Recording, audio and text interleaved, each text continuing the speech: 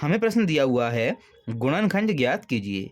यहाँ पे प्रश्न है x की घात 3 मतलब x का घन plus 13x² plus 12x plus 20।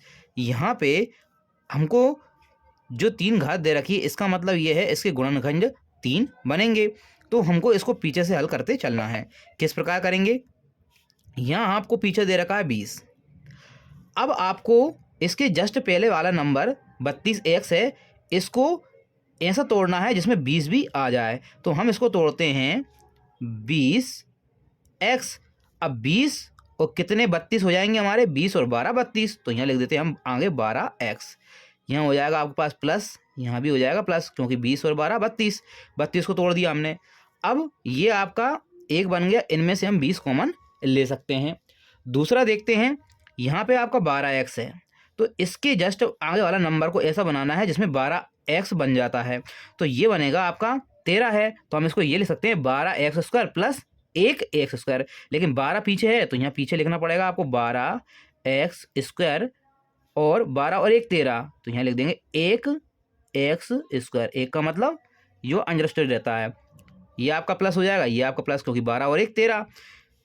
यहाँ आपको ऐसे मानना है ताकि इसमें कोई चेंज ना हो। अब यहाँ देखते हैं एक्स की क्यूब था, तो यहाँ x³ हम इसको इसी प्रकार से रख देते हैं। अब हमको दो दो के जोड़े बना लेना है, तो हमने ये जोड़े बना लिए। अब इनमें से हम कॉमन लेते हैं। यहाँ x³ है, यहाँ x² है, तो यहाँ हम कॉमन ले सकते हैं x²। तो यहाँ आपके पास अंदर बचेगा x प्लस 1। x² आ गया तो 3 में से एक बार 2 बाहर चले गए, एक अंदर रह गया, और यहाँ बचेगा आपके पास 1। अब यहाँ पे आपको क्या करना है, ये जो 12 और 12 दोनों में 12 है और इसमें भी x है, इसमें भी x है, तो हम यहाँ 12x कॉमन ले लेंगे। आपके पास क्या बचेगा, यहाँ बचेगा x, यहाँ बचेगा 1। आपको x प्लस 1 तीनों में यही बचेगा। यहाँ भी हम 20 कॉमन लेंगे, तो यहाँ हम 20 कॉमन ले लेते हैं। यहाँ बचेगा x और यहाँ बचेगा आपके पास 1। सॉल्व करते हैं हम, ये हो जाएगा आपका x प्लस 1 तीनों में से हमने कॉमन ले लिया है। अब जो है ये बचा है आपका x² प्लस 12x प्लस 20। कैसे हल करेंगे?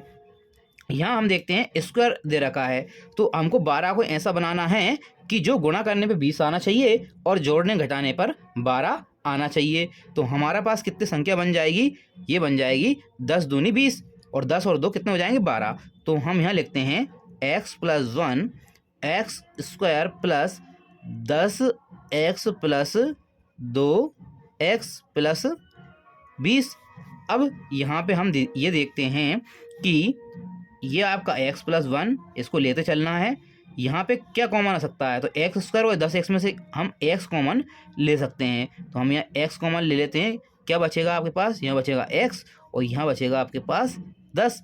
इसी प्रकार इसमें से कॉमन लेंगे तो यहाँ 2 कॉमन आ जाएगा, इसमें से और इसमें से। तो यहाँ भी क्या बचेगा आपके पास 2, और यहाँ बचेगा अंदर x प्लस 10। अब अलग अलग लिख लेते हैं। ये हो गया आपका x प्लस 1, ये हो गया x प्लस 10। x प्लस 10 दोनों में से कॉमन ले लेंगे तो x प्लस 10, और बाकी आपके पास बचा x प्लस 2, तो ये हो जाएगा x प्लस 2। यहाँ आपके 3 गुणनखंड प्राप्त हो चुके हैं। ये आपके क्वेश्चन का आंसर।